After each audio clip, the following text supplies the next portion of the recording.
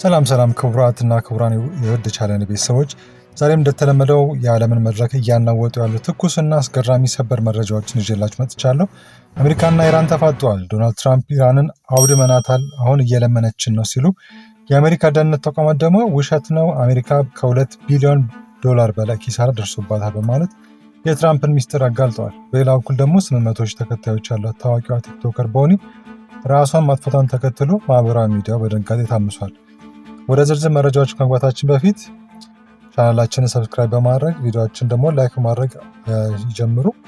ነገሩ እንዲህ ነው ቤተሰቦች። የአሜሪካ ፕሬዝዳንት ዶናልድ ጄ ትራምፕ ዛሬ ሌሊቱን ለሚዲያ በሰጡት መግለጫ ከኢራን ጋር በሚስጥር የሆነ ነገር እያደረግኩ ነው፣ ኢራን ከፍተኛ ተስፋ መቁረጥ ውስጥ ገብታ እየለመነች ነው ሲሉ ተደምጠዋል።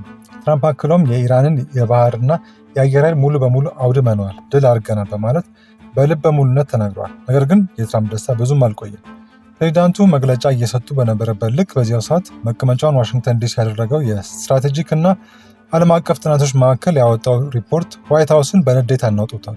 ሪፖርቱ እንዳጋለጠው አሜሪካ በኢራን ጦርነት ከ2.3 እስከ 2.8 ቢሊዮን ዶላር የሚገመት እጅግ ዘመናዊ የጦር መሳሪያዎቿን አጥታለች። 3 የጦር አውሮፕላኖች፣ የታዳ ሚሳይል መከላከያ እና 700 ሚሊዮን ዶላር የሚያወጣ የራዳር አውሮፕላን ወድመውባታል። ሲቢኤስ ኒውስም የፔንታጎን ባለስልጣናትን ጠቅሶ የኢራን 60 በመቶ የሚሆነው የባላስቲክ ሚሳይል እና የድሮን አቅም ገና አልተነካም፣ የትራምፕ ንግግር ሐሰት ነው ሲል አጋልጧል። በዚህ ሁሉ ውጥረት መሃል የኢራኑ ፕሬዚዳንት ማስዑድ ቁርጥ ያለ ማስጠንቀቂያ ሰጥተዋል። አሜሪካ በሆርሙዝ ባህረ ሰላጤ ላይ ጣለችው እገዳ በአንድ ሳምንት ውስጥ የማይነሳ ከሆነ ወደ ደም አፋሳሽ ጦርነት እንገባለን ሲሉ ዝተዋል። የኢራኑ ጠቅላይ መሪ አያቶላ ደግሞ አሜሪካ ተስፋ ትቁረጥ፣ በፍጹም በኒውክሌርና በሚሳይል ጉዳያችን አንደራደርም፣ ንግግርም አንፈልግም፣ ቁርጡ ይታወቅ በማለት ለትራምፕ ቀጥተኛ መልእክት አስተላልፈዋል። ይህንን ተከትሎ አሜሪካ ዳርክ ኢግል የተሰኘውንና 12 ቢሊዮን ዶላር የፈሰሰበትን እጅግ ዘመናዊ ሃይፐርሶኒክ ሚሳይል ወደ መካከለኛው ምስራቅ ለማስገባት ጥያቄ አቅርባለች። የተኩስ አቁሙ በማንኛውም ሰዓት ሊፈርስ እንደሚችል ተሰግቷል። ወደ ሌላ እጅግ በጣም ልብ ሰባሪ ወደ ሆነው ዜናችን ስናልፍ በማህበራዊ ሚዲያ ቲክቶክ ላይ ከ800 ሺህ በላይ ተከታዮች ያሏትና በአዝናኝ ቪዲዮዎቿ የምትታወቀው ወጣት ቦኒ ከ2 ቀናት በፊት ራሷን ማጥፋቷ ትልቅ መነጋገሪያ ሆኗል።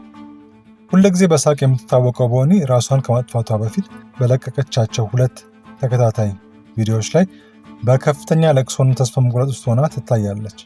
በመጨረሻ ቪዲዮዋ ላይ ከጀርባዋ ላይ ገመድ ተንጠልጥሏል። አንዳንዴ ብዙ ሰርታችሁ ለፍታችሁ አያልፍላችሁም፣ እኔ ረፍት የሚሰጠኝ ሞት ብቻ ነው፣ ኑሮ በቅቶኛል፣ ያስከፋችሁ ካላችሁ ይቅር በሉኝ በማለት አሰናብታለች። ይህ አሳዛኝ ክስተት በማህበራዊ ሚዲያ ላይ የሚታየው የደስታ ህይወት ከካሜራ ጀርባ ያለውን እውነተኛ ስቃይ እንደሚያሳይ ጥልቅ ማሳያ ይሆናል። አንዳንዶች በግል ህይወቷ የገጠማት ችግር ነው ሲሉ፣ ሌሎች ደግሞ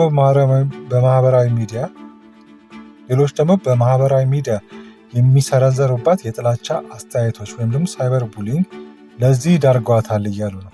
የሚያሳዝነው ነገር ከሞቷ በኋላም ቢሆን አንዳንድ ሰዎች ቪዲዮ ስር በመሞትሽ እድለኛ ነሽ የሚሉ አደገኛ አስተያየቶችን እየሰጡ በመሆኑ ነው። ባለሙያዎች ይህን ሁኔታ በተለይ በታዳጊዎች ላይ ከፍተኛ የስነ ልቦና ቀውስ እንዳያመጣ አስጠንቅቀዋል። ነፍሷን በሰላም ያሳርፍ። ውድ ቤተሰቦች፣ የዛሬ መረጃዎችን እነዚህን ይመስሉ ነበር። ስለ ትራምፕን ጉራና የአሜሪካ ኪሳራ እንዲሁም ስለ ታዋቂዋ ቲክቶከር አሳዛኝ ህልፈት ምን ታስባላችሁ? ማህበራዊ ሚዲያ እያመጣ ያለውን ቀውስስ እንዴት እንፍታው? ሀሳባችሁን ከታች ኮመንት ላይ አስቀምጡልኝ። ለቻናል ላይ አዲስ ከሆናችሁ ሰብስክራይብ ማድረጋችሁን አትዘንጉ። ይህንን ቪዲዮ ላይክ እና ሼር በማድረግ አጋሩት። በሌላ ጓጊ መረጃ እስክንገናኝ ቸር እንሰንብት።